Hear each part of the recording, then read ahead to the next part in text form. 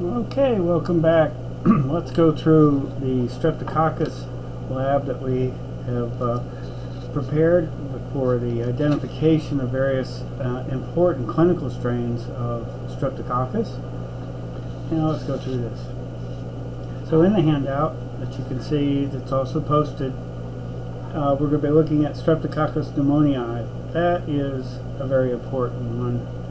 Streptococcus pyogenes, Enterococcus faecalis, Streptococcus agalacti, and then the viridans group is sort of the generic group. These are the troublemakers. They seem to provide a source of genetic diversity for various other microorganisms. That's troubling. So let's start from the top. There are two genera of bacteria that appear as strep arrangements. So that is your chain of cocci.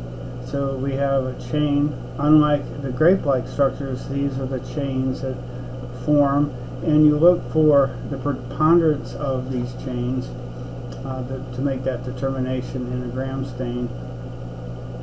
And that's a really good way. You want to look at these chains. They're all connected, so this is just the chains. The staph are your grape-like clusters, if you recall. So gram-positive occur in pairs, short chains. So the Enterococcus usually we see as pairs. Now, the majority, if not all, of the Streptococcus are catalase negative, unlike the staph where they were catalase positive. These are catalase negative, so I just wanted to make that determination there for you. Now, a very famous scientist had worked out, what a series of work she did. She was an amazing scientist. This was back in the 30s and 40s, and she worked out the serological groups of the various Streptococcus. And what she did is identified various sugars that were cascading on proteins, and they have different antibiotic sort of reactions because they're different. And so she developed various tests to be able to detect different forms of Streptococcus. And these are the Lansfield serological groups. Serology, of course, implies antibodies. And so at the time, strep is really hard to identify in various different groups. So using this test is still around today. In fact, in the lab, we can do a very easy Group A test, the same as they would use for strep throats and that sort of thing. And the most common thing that we see, the strep pyogenes, that's the bad boy. Is pharyngitis, strep throat, and that sort of thing. In children, of course, we see 15 to 30%. The important aspect of this is changing is that we're seeing more toxigenic activity in these groups. More toxigenic. So in the upper respiratory tract, we're also starting to see bilateral numbness in hands and feet. And it's a certain percentage. I don't know what the percentage is. Recently, I know it was a rather large percentage, of 15% or so. But I don't know what it's working out to be now.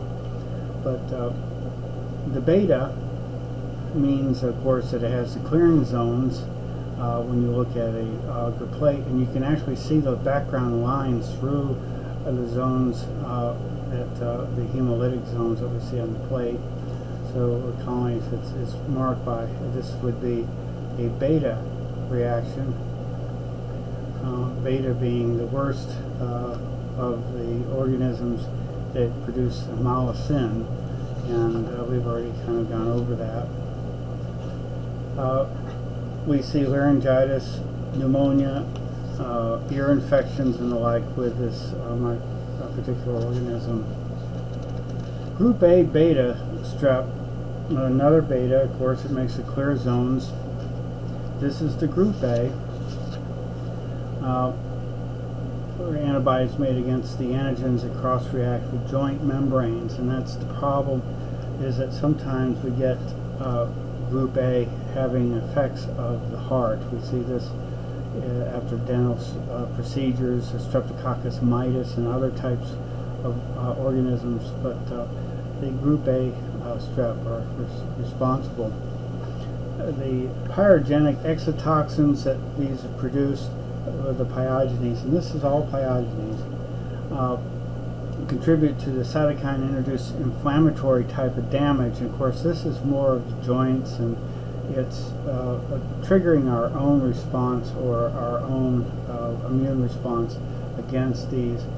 And there's also the toxic shock that is, it's ST, which is referring to the streptococcal type of toxic shock. It appears to be responsible for inducing necrotizing fasciitis. This is bad, bad, bad. I'm going to introduce a case study maybe this week that goes over Streptococcus fasciitis. I think it's really, really important that you're aware. I wrote it. It pertains to a real story, and I added a sufficient amount of technical information to give you a really good background, and it's in light of a case study, so I hope that you like that. So that will be coming. CDC reports, and I always use the CDC when, of course, it's the United States, but it's one that I like to make reference to. We have about 11,000 of these types of necrotizing fasciitis type of diseases that occur, and it does approximately 25%. The mortality rate is huge. I mean, usually when a patient comes presented, and I'll save you the imagery of someone with fasciitis, they basically outline with a marker or a Sharpie the perimeters of where the toxin has sort of permeated through the skin tissue. It's essentially dead, and it has to be excised by a surgeon, and then you have to handle that patient like a burn patient because the skin has been excised. It's rather nasty. It's a really bad scenario. You may see this in your practice, so be prepared. Now, they don't say it spreads, but the jury is still out. The microorganism gets on the skin and permeates with the toxins, so just be careful. Group B strep, these are your agalactides, usually a small zone of beta hemolysis on blood agar. They are found in the gastrointestinal tract and in the urinary tract. Healthy women reservoir, nosocomial transmission. 1 to 2% of neonates colonized will develop the positive group B strep disease, including pneumonia and septicemia and meningitis. Other infections: urinary tract, soft tissue, endometriosis, itis, infected ulcers, ubiquitous ulcers. If you don't turn your patients and get them off their skin, you get necrotic skin as a result. We call these ubiquitous type ulcers in this organism. It's very common. These are very hard to resolve. Poor circulations for diabetics. So usually put them on these cone type of mattresses, and you have to rotate and make sure that they're shifting so that the compression won't cause the loss of circulation. That's the problem. Circulation is, we got to make sure that they're moving on. They are immunocompromised usually as well. Group C strep, these are the equimillus, these types are also beta. They can cause pharyngitis, but they're just not as prevalent in humans. They're more predominant in animals. Group F strep, isolated abscess of brains, mouth, and jaw, sometimes cause endocarditis. The group G, pharyngitis, endocarditis.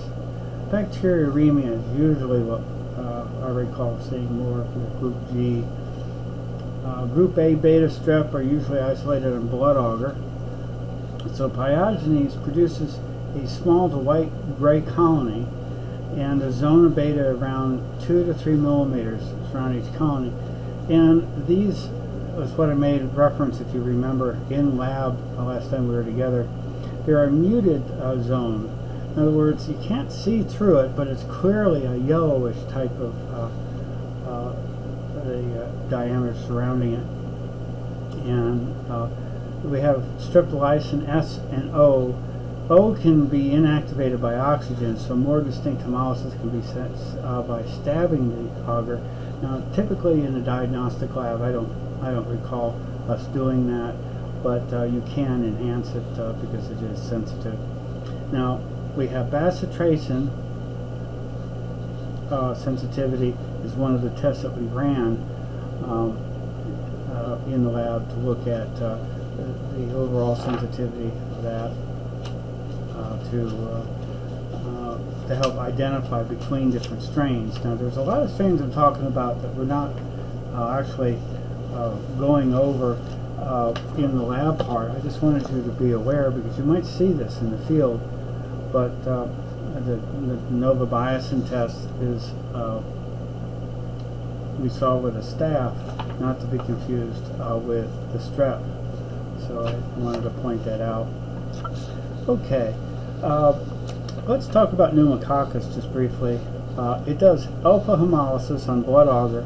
Look at the slimy, you would expect a pneumococcal type of microorganism to produce this sort of snottiness. This is a way to evade the immune system by producing that polysaccharide. That is one of the pathogenesis for the things that we know that pneumococcus will do. So we see dental caries is associated with these various different Streptococcus mutans, mitis. Mutans is usually associated with occlusals, with dental caries, and mitis causes immune response, autoimmune response, because it has antigens very similar to the mitral valve of the heart. And so we usually have to pre-treat patients that are at risk with an antibiotic to help prevent that. So damaged heart valves, they are frequently associated with bacteremia, deep wounds, dental abscesses, and that sort of thing. Pretty nasty.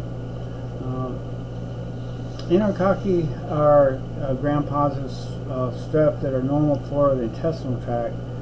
We usually see these as pairs, clusters of these cocci. That's how we can recognize those. They're catalase negative, I think I've already mentioned, and so you can read through. They're not really that predominant. We do see some nosocomial urinary tract infections, but isn't as much. All right, let's now shift to the lab manual, where I provided you with more background with these materials here that provided and I've gone over. And so you can see the various strains discussed here in the lab manual. Obviously, we didn't work with this one because this is potentially a really nasty pathogen, but I wanted to show you the plate with the greenish type of colony that has that mucoid appearance. That's really, really important. You're going to see this microorganism many times. Pyogenes, strep throat, we've talked about that, and I think pretty much I've mentioned everything else there, so you can use this to review. It will be word association, associating, of course, the microorganism with a type of disease. So please study this relationship here. I can't stress upon you how important. Same with the staph, with the types of diseases associated with the organism. Now, you don't have to type out the organism's name. It'll be a multiple choice type of deal in recognizing what they go to. As you go into deeper, if you're interested in micro, then you go into the correct spelling and more details of what the pathogenesis are for each of these. But this is a survey course, and I just wanted you to be able to associate these, and I think it's important. We've already gone over the hemolytic classifications, alpha, beta, and gamma. You can review that again in the lab manual. Now, the two antibiotics that we test for is bacitracin and optichin, and the optichin is for differentiating alpha hemolytic strep pneumoniae. Bacitracin is for differentiating beta hemolytic strep particular strains, and we're going to talk about those in a little bit here. So the important ones for us to talk about as far as the Lancefield classifications is group A, B, and D.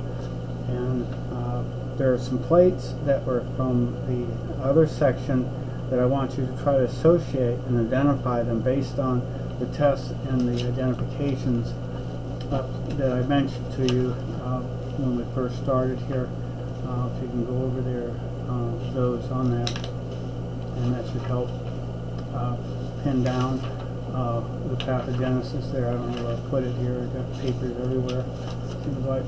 But it's all in the presentations. You can look through. So that, again, this is to help us identify microorganisms. And so day 2 is your identification of knowns. So look at those plates, see if you can identify these characteristics, fill them in, and then identify the microorganism that is breaks out in those sorts of ways. The catalase test couldn't be any easier. H2O2 is what we use to identify if it bubbles. Now, it's the immediate reaction of bubbling that we look for. So upon placement on a colony, or if you take a swab and put it in hydrogen peroxide drop, it'll fizzle or fizz right away. Anything will start to react with hydrogen peroxide over a period of time. It's the immediate that we're after. So immediate reaction is what we're looking for. You see the bubbles versus if it doesn't. So your staph will bubble and your strep won't. And that's pretty good. Now, the rapid strep test, I'm going to go over in more detail at the beginning of next week's lab to talk about. It's very similar to the type of antibody. It's a sandwich antibody type of test that they used in pregnancies, to detect pregnancies and that sort of thing. So we have antigen-antibody interactions, and I wanted to go over that to describe how the test actually works. But what I would like you to do first is kind of read through this material, and it does a fairly good job. Dr. Leverton did a good job of preparing this, and I want you to kind of read through this and explain why we see an extra band, what's the purpose of the control region, and if you could go over that. Now, you feel free to Google it, whatever you want to do to identify, but I just want you to understand the mechanism of the antibodies raised to what and what is part of the test, and then I'll go over it with you. And we obviously can run a group A strep. So the control results you can pull from the known sheet that I gave you early on. It has the various reactions, and you can see, fill those in, and then look at the known ones that we have now. Obviously, the strep test results I won't be able to give you until next week. I'll go over that, and then what this will do is help pin it down as the results.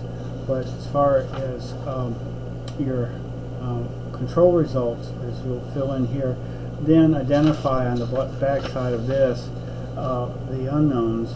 And if you can identify the unknowns, these are numbered 1 through 4, and just based on those tests on the control sheet and what you observe for the unknown tests on those plates that you have for the strep, just number 1 through 4 and give your best guess. It's okay to be wrong. I want you to justify what you put for each of these as the test and as it relates to the standards that the information I gave you before. So that's all you need to do on this side. to relate it to the unknowns, to identify it. And that's all I wanted you to do. We'll go over the results next time in the next lab period next week, and then we'll be moving on to gram-negative type of microorganisms. And this is a really huge change as far as going at the gram-positives. So like the strep and the staph were really important to separate the two, we're going to do the same now with the gram-positives that we've done and move now to the gram-negatives. The gram-negatives are my specialty, and I'll share insight in various things, really interesting in various aspects to kind of fill in. We're a little short on terms of the tests that we'll run. It's okay, because the types of tests are really easy. If you recall, it's the brain wrapping or the understanding of what the tests do and how they work. That's the really important aspect. We can easily cover that and get that really good in this forum. Physically doing the test is easy. Putting the loop in, and you already know your aseptic techniques. I feel pretty good about that. I do think we need to tighten up on our single colony isolate and labeling plates, but that, you know, we were in a hurry and there was a lot of anxious things going on at the time, and I totally understand that. But I do want to drill it. It's important as microbiologists. So moving forward, feel free to show up on a Zoom office hours if you have any questions about anything. We do have the assignment that's outstanding that'll help boost grades as well, is making an info chart on pathogens. You can use any of the viruses that we've studied. You can use the new outbreak. I'm pretty well sick and tired of hearing about that organism. I don't know about you, but it's a good chance to look at other types of major diseases. And so you could be working on that. Now, use teams to work together to get your data and sharing. If you wanted to do 2 or 3, you can work together. You can do it by yourself to make an info chart. There's a lot of software out there that's free to help you do it. If you're already good in Word and you can just cut and paste within Word itself to make an info chart, that's fine. You can manually cut out pieces and glue it on a board. That's fine with me as well. The idea is I want you to convey information that's useful to folks that don't understand anything about the disease, and your job is to educate them. This is a process you're going to have in your nursing career. It's a very common thing to inform your patients about what's going on. And then the case study, I'm going to I may not do it this week, I may do it next week, just because so much new things are coming online. But the case study will be fun. I want you to dig into it. I'll give you references and the like. Streptococcus fasciitis is really awful. A lot of the flesh-eating type of bacteria are ones that you need to know about, because you're going to see it and being able to recognize it.